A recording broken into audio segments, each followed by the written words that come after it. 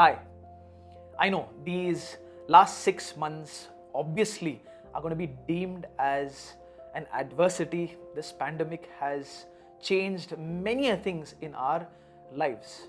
But I'm a very strong believer of this particular factor as well, that every adversity has an opportunity. Every bit of difficulty that we go through, difficult times that we go through, especially those difficult times, teach us lessons. And I want to count, in fact, 10 lessons that I have learned from this particular pandemic, what COVID has taught me. And let me get straight with the first one. Well, I guess this 6 months have made a more heightened sense of awareness in terms of how our body is a temple, how we need to take care of it, and how it will take care of us. Yes, it is obviously mutual. And this temple, this body of yours, has two factors that also need focus and attention on. One is the physical wellness of your body, and then there is the mental wellness. To make sure that I have my body in right shape, I work out, and of course, I've seen so many people who've posted videos of their home workout. It's essential. It's not just a stress buster, but it also keeps you in check in terms of how you are feeling also on the inside. Also, this pandemic definitely has made me understand how eating healthy is also important and has to be part of our lifestyle. And no doubt, the talk of the world is the other factor, which is mental health. How it's so important for us to have this on check. How it's so important for us to sail more on the boat of positivity rather than sink in that boat of negativity. And yes, I know it's easier said than done, because I too have a lot of demons inside me. Sometimes those negative thoughts that almost drown me and drain me from inside. But what do I do to fight that? Yeah, I make sure I find a good read which will change my mindset. I often indulge in comedy because it is, I think, an instant mood changer. I practice meditation, even though it's very difficult even now, but compared to how I used to be, it has definitely helped me. That's my way of keeping my body/temple under check. Find yours, especially for your mental health, which is so important today.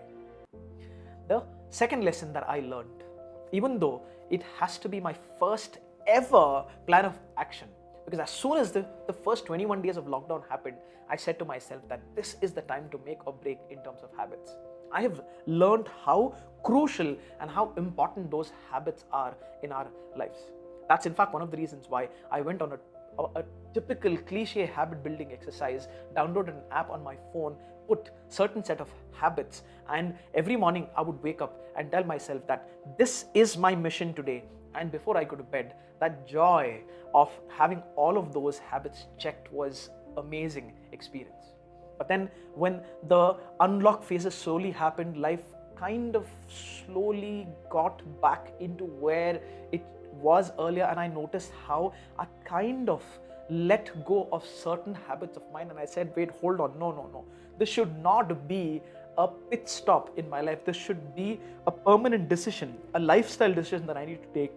And then I went back again, and I constantly keep that habit app as my one important priority to keep tab on, and it has definitely helped me, and I'm sure it will help you as well. Third lesson that I learned is the need and importance of either it could be a hobby, it could be a passion. Because in my case, I guess I found this newfound love for baking, which became my hobby. Loving sweet as much as I do, having a massive sweet tooth. My love for brownie, of course, you can look at my color and kind of find out. I started making brownies at home, and I realized, first of all, I was like, it's therapy. Because I think, that sprout of cooking videos on Instagram with people selling food on Instagram, I correlate with them, because it's not just that they want to make money out of it, but it's therapy. And if they can actually make that extra food and give it to people at a nominal amount, oh, it is definitely worth it, and you should give it a try, especially with your friends and family on Instagram. To me, making brownie was therapy. That joy of mixing all of those ingredients and then sitting by the oven and that aroma of that brownie, and finally waiting for that brownie to set in, cool down, and then relish it was an amazing experience. Another thing that I realized was that, damn it, we pay so much of money when we dine out, when we eat out, be it food or be it these pastries, that I said to myself that I can actually make so much for the cost of just buying one piece. And I think I will never let go of that habit. In terms of my passion, my work is my passion. I was obsessed about how I can give, whether it is my videos that I'm making, to the sessions, to sitting, reading, adding as much knowledge here as possible so that I can give that in the form of training has been my obsession. That's why I think it's so crucial that we need to have a hobby or keep cultivating new hobbies that will keep us occupied, even in times like these where we feel prisoned or imprisoned in our own house. Fourth lesson that I learned is, I remember how back when life was normal, how my friends would constantly talk about how they don't have a work-life balance, how they're finding it difficult to juggle between their work, then their house, and then something funny happened. When work from home happened, I noticed and realized that people are actually going through a lot more burnout sitting in their own house working than they actually did when they worked in their offices. I think those boundaries are getting more and more blurred and smudged, where I think it's so crucial for us to switch off that work mode. In all honesty, yes, I am guilty a lot of times of even working very late night. A lot of times I record these videos that you see to many of my training videos at 1 o'clock or 2 o'clock night because the surroundings are much quieter.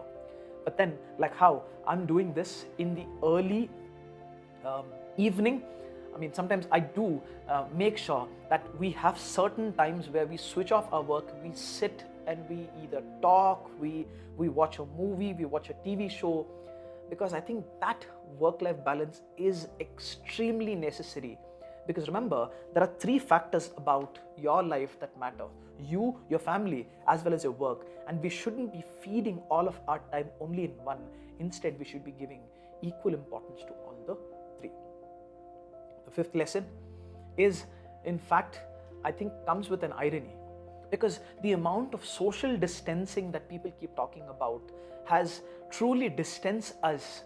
With the advent of social media, never have we been disconnected, yet never have we been this disconnected with people. We might have thousands of friends on social media, but we have very few friends to rely on. I think that's the problem. Never has there been a more immediate need for us to understand that emotional connections are extremely important for us. We are social animals, for God's sake. That's in fact one of the reasons why in this process of social distancing, I used emotional connections. There are so many people who I've not spoken for months, sometimes years. All I would do is just dial that number randomly and I would talk to people. And my list is so long that I definitely have many more numbers. And some of you might definitely get a call from me in the near future. 6th lesson that I learned is, in all of this, who's important? It's me. That's in fact one of the reasons why a lot of times we take ourselves for granted. We are so caught up in the hustle bustle, in this rat race, in this circus called life, that we actually never realize that we are the most important person that we need to depend on as long as we are alive. You matter. I matter to myself. What is your me time? Do you even have any? That time where you just sit, do nothing, or do something that you like all by yourself with nobody around you. There are times where I just lock myself up in the room. And obviously my wife is not scared because I'm doing something that I'm really happy about. Or I'm just sitting, lying on my couch, or just playing a game on PlayStation, just to make sure that I don't have to worry about anything except that I enjoy that moment. That me The seventh lesson is, although I am somebody who claims to be a self-confessed narcissist, I think loving yourself had a new meaning for me during this lockdown. I remember how, for me, when it comes to how genders are stereotyped, men of one kind, women another, when it comes to skincare, when it comes to this and that, it's women, men usually don't. For me, the idea of a face wash was just splash water sometimes and I'm good to go.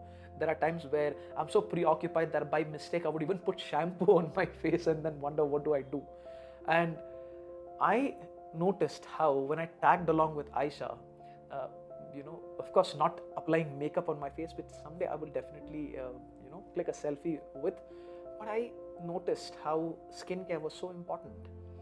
Some of the products that she would use, I would ask her, can you please help me with this? And she would apply. She would massage my face and I would just lie there, all relaxed while she's doing her work and running that magic on my face. And after that, how my skin would feel is, I know I'm sounding more heterosexual right now, but then what the hell? Self-care, you should not be ashamed of, and I definitely am not ashamed of. The eighth lesson that I learned was, we can get down to planning so many things in so many ways. But then in all of this planning, our eyes are always on the future. But if there's one thing that we tend to take for granted many a times, is our present. This moment matters. In this moment, are you happy? Are you doing things that matter in this moment? Because I think COVID is good enough an example as to how so many of us had so many different plans, and this virus came and knocked it all out of the park. It's tragic to see so many people who've risked so many investments have lost all of that.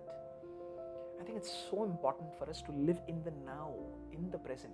I'm not saying that you shouldn't save for future. Well, that's another lesson I'll tell you, which is the next lesson. This moment, this now, it's a cliche. The reason why it's called present is because it's a present to you that we need to unpack and live and to enjoy. That's why your present matters. Do things that matter in this present as well, not just driven by our futuristic goals and forgetting to enjoy this very moment. The ninth lesson, of course, has a connection to the eighth. Even though we're living in the present moment, it's so critical for us to understand that these vulnerable times bring in some real financial uncertainties. And I think that's in fact one of the reasons why it's so important for us to stabilize in the first place. I remember how people would tell that you need to have at least 3 months of your salary as a cushion with you, which you should keep all along. You need to diversify your investments. If you're getting salary from only one place, make sure that you at least have diversified your investments, which maybe in future can become your future source of investments. When I said live your present, it doesn't mean that you splurge all that money on today by Saturday, or on things that you don't need to impress people who don't care. It's also so important for us to secure our very own future financially, so that times like these do not have our plans off guard. And this is definitely a lesson that I will take for the rest of my life. And last to end with is, I think this pandemic made me appreciate the smallest of things.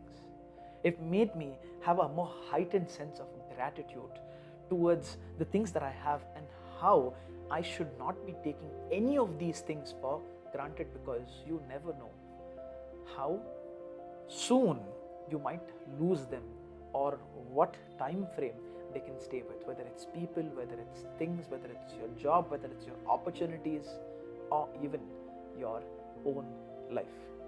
Because look around, with the kind of time that we live in, there are times where I feel miserable for so many people who must have lost their jobs, but at the same time I tell myself, at least I am safe. And also, I asked this question to myself, that how can I use these abilities of mine to help the people who've lost their jobs, to help the people who are looking for their jobs, to help the people who are confused in their career, to help the people who are lost in their jobs. And that's exactly what I do through my training programs and through my videos.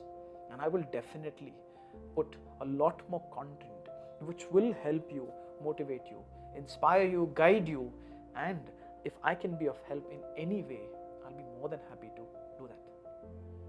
These were in fact the 10 lessons that I learned, and I'm so damn sure these 10 lessons of mine can be same like how you must have learned. You must have sat there and said, hey, 1 minute, me too. But at the same time, there might be many more lessons that I have not counted right now that you have learned. So do put that on the comment box and tell what COVID has taught you, so that we can have a nice healthy interaction with each other. And also, if you haven't subscribed to our channel, I think it's important that you do that, because in order for us to motivate you, we also need some motivation, and your subscription motivates us to put more content out there to help you at a more regular frequency.